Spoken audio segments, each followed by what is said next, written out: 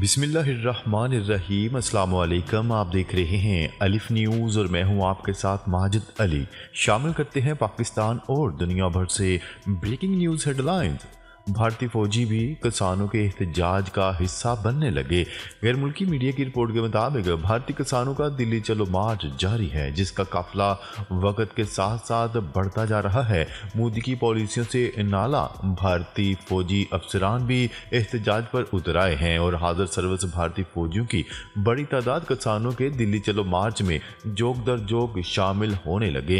हाजिर सर्विस फौजी जवान किसानों के मार्च पर मोदी सरकार के जुल्मों बर्बरियत के खिलाफ भारतीय मीडिया पर एहतजाजी बयानात दे रहे हैं और उनका कहना था कि बॉर्डर्स पर तैनात पंजाबी फौजी जवान दिल्ली चलो मार्च में जल्द शामिल होने का इरादा रखते हैं। मार्च में शामिल एक फौजी जवान ने कहा कि मैं किसान का बेटा हूं, इंडियन आर्मी मेरे लिए जरूरी नहीं, मैं अपनी मुलाजमत से इस्तीफा दे दूंगा।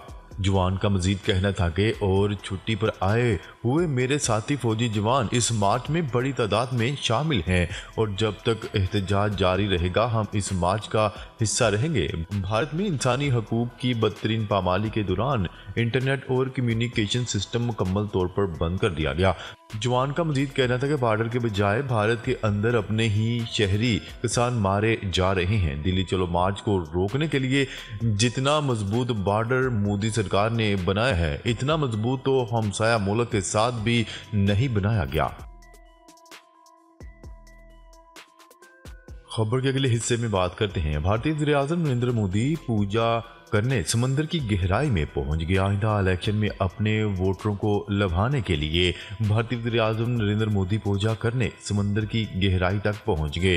समाजी राब्ते की वेबसाइट ट्विटर पर एक वीडियो तेजी से वायरल हो रही है, जिसमें देखा जा सकता है कि भारतीय वज़ीर-ए-आज़म नरेंद्र मोदी बहिरा अरब की गहराई में कदीम द्वारका शहर के मुकाम पर पूजा कर रहे हैं। भारतीय वज़ीर-ए-आज़म नरेंद्र मोदी समंदर के नीचे मौजूद एक पत्थर को हाथ लगाने के बाद अपने मखसूस अंदाज में बैठ जाते हैं और हाथ जोड़े पूजा में मसरूफ हो जाते हैं। भारतीय वज़ीर-ए-आज़म नरेंद्र मोदी ने अपने तजर्बे के हवाले से एक्स पर एक पोस्ट में लिखा कि गरकाब द्वारका शहर में प्रार्थना करना एक बहुत ही शानदार तजर्बा था। मैंने रूहानी शान और अब्दी अकीदे के एक कदीम दौर से जुड़ा हुआ महसूस किया। खबर के अगले हिस्से में बात करते हैं। इमरान खान को वकला से अकेले में मुलाकात की इजाज़त। हाई कोर्ट में बानी पीटीआई की वकला से प्राइवेसी और अकेले में मुलाकात के लिए दायर दरख्वास्तों पर समाअत हुई। हाई कोर्ट ने जेल इंतजामिया को प्राइवेसी में मुलाकात करने का हुक्म देते हुए कहा कि वकला की मुलाकात के दौरान कोई अहलकार खड़ा नहीं होगा। अदालत ने वकला को बानी पीटीआई से मुलाकात के दौरान कागजात और पेंसिल ले जाने की भी इजाज़त दे दी। जस्टिस सरदार इजाज इसहाक खान ने हुक्म दिया कि इस हवाले से तहरीरी हुक्मनामा जारी कर देंगे। जेल में मुलाकात से मुतल्लिक सारी दरख्वास्तें निपटा रहे हैं, आइंदा दरख्वास्त दायर न करें। शेर अफजल मरवत ने दलाइल देकर कहा कि वकला से मुलाकात के दौरान दो जेल अहलकार ज़बरदस्ती मौजूद होते हैं। जेल इंतजामिया नए पार्टी मेंबरान नौ मुंतखब अरकान से मुलाकात की इजाज़त नहीं दे रही। अदालत ने इमरान खान की सियासी मावनीन से भी मुलाकात कराने की इस्तदा मंजूर करते हुए जेल इंतजामिया को अहकामात जारी करते हुए दरख्वास्तें निपटा दी। खबर के अगले हिस्से में बात करते हैं। अकबर एस बाबर ने एक बार फिर पीटीआई के इंट्रा पार्टी इलेक्शन को गैर कानूनी करार दे दिया। पाकिस्तान तहरीक इंसाफ के बानी रुकन अकबर एस बाबर ने 3 मार्च को होने वाले पीटीआई के इंट्रा पार्टी इलेक्शन को गैर कानूनी करार देते हुए आला अदलिया में चैलेंज करने का ऐलान कर दिया। अकबर एस बाबर ने जियो न्यूज से गुफ्तगू करते हुए कहा कि इलेक्शन कमीशन से इंट्रा पार्टी इंतखाबात दस्तावेजात हासिल करके इसे चैलेंज किया जाएगा। उन्होंने कहा है कि फॉर्म 65 जमा करवाए, इसको भी मुस्तरद करवा दिया गया। जब सारे अमल को सुप्रीम कोर्ट ने कलअदम किया तो ओहदे गैर कानूनी हैं। ये सारा अमल कलअदम है और इसकी कानूनी हैसियत कोई नहीं होगी। अकबर एस बाबर का कहना था कि इलेक्शन कमीशन के सामने मामले को रखेंगे और तमाम ग्रुप लाहे अमल तय करेंगे। सुप्रीम कोर्ट के फैसले को मौजूदा कलअदम क़यादत ने चैलेंज कर रखा है। वाद रहे कि पाकिस्तान तहरीक इंसाफ के 3 मार्च को होने वाले इंट्रा पार्टी इंतखाबात के लिए कागजात नामजदगी जमा करवाने का वक्त खत्म हो गया।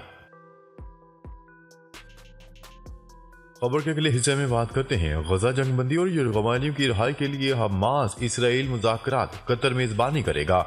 गजा में जंगबंदी की कोशिशों और यरगमानियों की रिहाई के मुआहिदों के लिए कतर रवा हफ्ते हमास और इसराइल के दरमियान बातचीत की मेजबानी करेगा। मिस्री सिक्योरिटी ज़राए के मुताबिक कतर में रवा हफ्ते मुआहिदे को हतमी शक्ल देने के लिए इसराइल और हमास वफ्द के दरमियान बातचीत मुतवक्का है। ज़राए ने बताया है कि इसके बाद इसराइल और हमास के नुमाइंदे मिस्र जाएंगे, जहां मुआहिदे पर अमल दरामद के वक्त और तरीक़ाकार पर बातचीत होगी। दूसरी जानिब इसराइली वज़ीर-ए-आज़म नेतन्याहू की हरदर्मी बरकरार है और नेतन्याहू का कहना है कि अगर मुआहिदा हो जाता है तो रफा ऑपरेशन में ताख़ीर हो सकती है, मगर रफा ऑपरेशन जरूरी होगा। खबर के अगले हिस्से में बात करते हैं अमेरिका और बरतानिया के यमन में 18 मकामात पर फजाई हमले, ईरान की शदीद तनकीद। अमेरिका और बरतानिया ने यमन में फजाई हमले किए हैं। बरतानवी वज़ीर ख़ारजा डेविड कैमरून का कहना था कि अमेरिका और बरतानिया ने यमन में 8 मकामात पर हौसियों के 18 ठिकानों को निशाना बनाया। ईरान ने अमेरिका और बरतानिया के हमलों को यमन की इलाकाई सालमियत और खुद मुख्तारी की खिलाफ वर्जी करार दे दिया। तर्जमान ईरानी वज़ीर ख़ारजा नासिर कनाआनी का कहना था कि अमेरिका और बरतानिया ने एक बार फिर साबित कर दिया है कि वो जंगी जराइम और नस्लकुशी करने वाले इसराइल के हमायती हैं। उन्होंने कहा है कि अमेरिका और बरतानिया गासिब मुजरम रियासत के तहफ़्फ़ुज़ और नजायज़ मफादात को बैनुल-अक़वामी अमन और सलामती से ज़्यादा अहमियत देते हैं। ईरानी वज़ीर ख़ारजा के तर्जुमान ने यह भी कहा कि अमेरिका बरतानिया गजा जंग रोकने के बजाय इस मुल्क पर हमला कर रहे हैं जो गजा जंग रुकवाने के लिए इसराइल पर दबाव डाल रहा है। खबर के अगले हिस्से में बात करते हैं हिजबुल्लाह का रॉकेट हमले का दावा, इसराइल में खतरे के सायरन बज गए। इसराइली मीडिया तेल अवीव से इसराइली मीडिया के मुताबिक करियात शमूना में रात से अब तक चौथी बार रॉकेट हमले के सायरन बज रहे हैं। दूसरी जानिब बैरूत से अरब मीडिया ने कहा है कि हिजबुल्लाह ने इसराइल में रॉकेट हमले किए हैं, जिसमें इसराइली फौजी बैरकों को निशाना बनाने का दावा किया गया।